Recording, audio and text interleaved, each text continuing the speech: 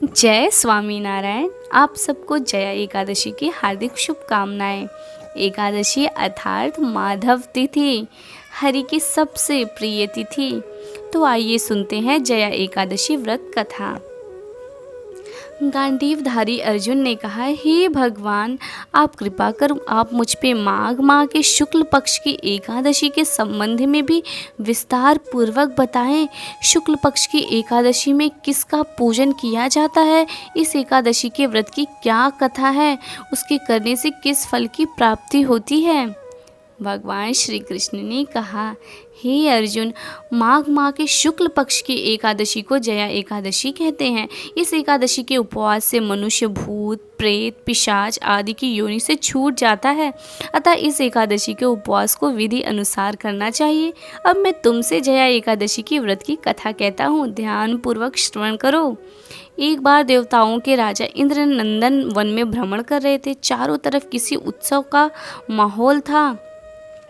गंधर्व गा रहे थे और गंधर्व कन्याएं नृत्य कर रही थीं।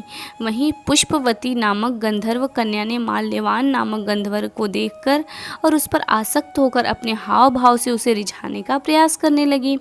माल्यवान भी उस गंधर्व कन्या पर आसक्त होकर अपने गायन का सुर ताल भूल गया। इससे संगीत की लय टूट गई और संगीत का सारा आनंद बिगड़ गया। सभा में उपस्थित देवगणों को यह बहुत बुरा लगा। यह देखकर देवेंद्र भी रुष्ट हो गए। संगीत एक पवित्र साधन है, इस साधना को भ्रष्ट करना पाप है।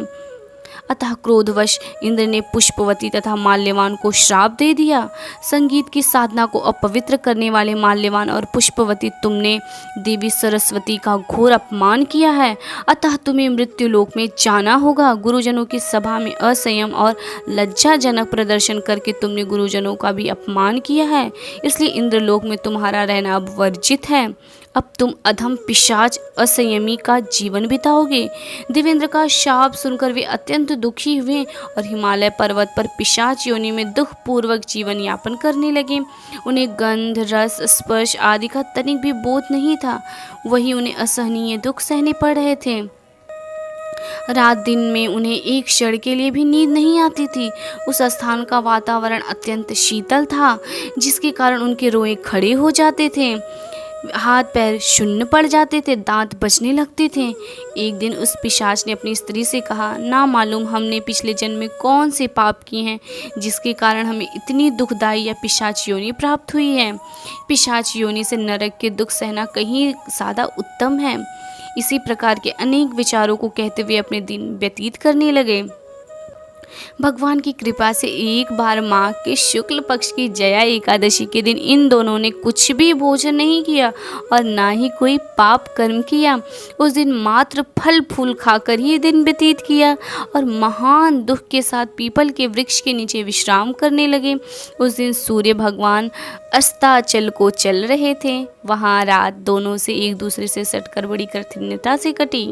दूसरे दिन प्रातःकाल होते ही प्रभु की कृपा से इनकी पिशाच योनि से मुक्ति हो गई और पुनः अपनी अत्यंत सुंदर अप्सरा और गंधर्व की देह धारण करके तथा सुंदर वस्त्रों तथा आभूषणों से अलंकृत होकर दोनों स्वर्गलोक चले गए। उस समय आकाश में देवगण तथा गंधर्व इनकी स्तुति करने लगे। नागलोक में जाकर इन दोनों ने देवेंद्र को दंडवत किया। देवेंद्र को भी उन्हें उनके रूप में देखकर महान विस्मय हुआ और उन्होंने पूछा, तुम्हें पिशाच योनि से किस प्रकार मुक्ति मिली, उसका पूरा वृत्तांत मुझे बताओ। देवेंद्र की बात सुन माल्यवान ने कहा, हे देवताओं के राजा इंद्र, श्री हरि की कृपा तथा जया एकादशी के व्रत के पुण्य से हमें पिशाच योनि से मुक्ति मिली है। इंद्र ने कहा, हे माल्यवान, एकादशी व्रत करने से तथा भगवान श्री हरि की कृपा से तुम लोग पिशाच योनि को छोड़कर पवित्र हो गए हो, इसलिए हम लोगों के लिए भी वंदनीय हो गए हो, क्योंकि शिव तथा विष्णु भक्त हम देवताओं के वंदना करने के योग्य हैं। अतः आप दोनों धन्य हैं। अब आप प्रसन्नता पूर्वक देवलोक में निवास कर सकते हैं। हे अर्जुन, इस जया एकादशी के उपवास से कुयोनि से सहज ही मुक्ति मिल जाती है। जो मनुष्य इस एकादशी का व्रत कर लेता है उसने मानो सभी तप यज्ञ दान कर लिए हैं। जो मनुष्य श्रद्धा पूर्वक जया एकादशी का व्रत करते हैं वे अवश्य ही सहस्त्र वर्ष तक स्वर्ग में वास करते हैं। जया एकादशी व्रत कथा सार। संगीत देवी सरस्वती का एक अलौकिक वरदान है। यह एक साधना है, एक विद्या है। इसमें पवित्रता आवश्यक है। जिस सभा में अपने से बड़ी गुरुजन आदि उपस्थित हो, वहाँ प्राणी को संयम और मर्यादा को बनाए रखना चाहिए, ताकि गुरुजनों का अपमान ना हो, उनका सम्मान बना रहे। गुरुजनों का अपमान करने वाला मनुष्य घोर नरक का भागी है। जया एकादशी व्रत के लाभ।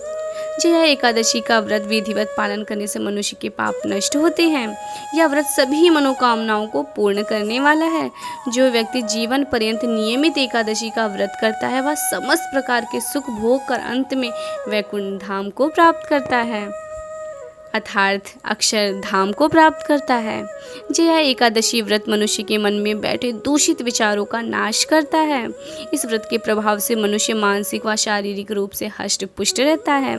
जिस घर में एकादशी व्रत का उद्यापन होता है, वह कभी भी धन धान्य का अभाव नहीं होता। जया एकादशी पूजा विधि। सुबह सूर्योदय से पहले उठें और स्नान करें। पूजा स्थल की सफाई कर गंगा जल से शुद्ध करें। गंगा जल, धूप, दीप और पंचामृत से भगवान हरि की पूजा करें। रात्रि में भगवान हरि का जागरण करें। द्वादशी के दिन गरीबों को भोजन कराएं और ज़रूरतमंदों की मदद करें। ऐसी ही और भक्तिमय कहानियाँ सुनने के लिए हमारे चैनल को सब्सक्राइब कीजिए। धन्यवाद। जय स्वामी नारायण। दास नादास।